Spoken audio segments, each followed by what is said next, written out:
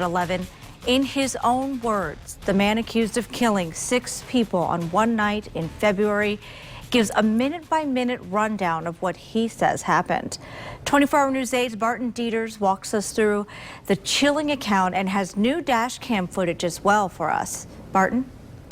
Marley, the day after the February 20th massacre, the accused killer told detectives that he was controlled by the Uber app that he had been using for less than a week. Jason Dalton said the app would not shut off and kept him awake for more than 24 hours at a time, and it would flash at him, quote, really hard. Dalton said something had come into his car and made itself known by making a loud tone.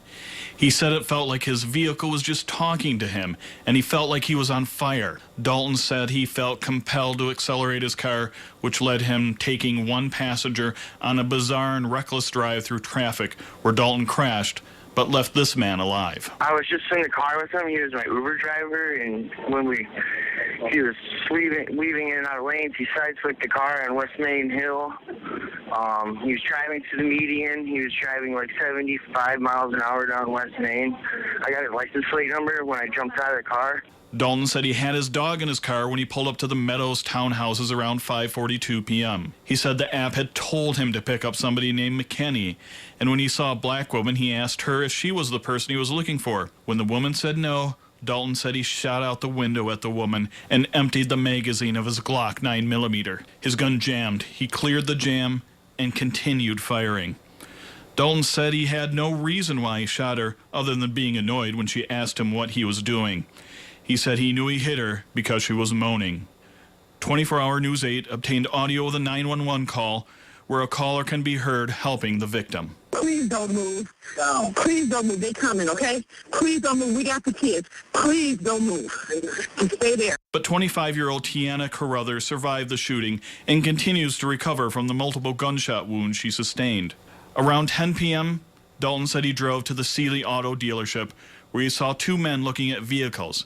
He said his Uber app was telling him to look at a black BMW, but he used a Walther 9mm to shoot 17-year-old Tyler Smith and Tyler's father, 53-year-old Richard Smith, as they looked at a truck. He said he shot them at least 14 times. As Tyler's girlfriend hid in a nearby car, Dalton tried the handle of a nearby BMW, then left. He picked up fares and dropped them off at a beer store without incident.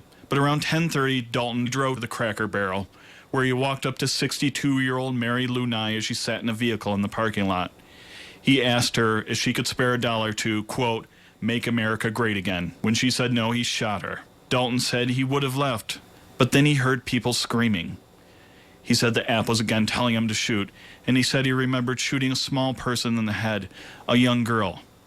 He did not know the young girl would be the lone survivor, 14-year-old Abby Koff. Dorothy Brown, 74, Barbara Hawthorne, 68, and 60-year-old Mary Jo Nye would die from the gunshot wounds. We're at Kalamazoo Cracker Barrel. We're at Cracker Barrel. I got that. Where's the vehicle where they were shot from? They're both in the parking lot. They're both in the parking lot? What's the vehicle that fired the gun?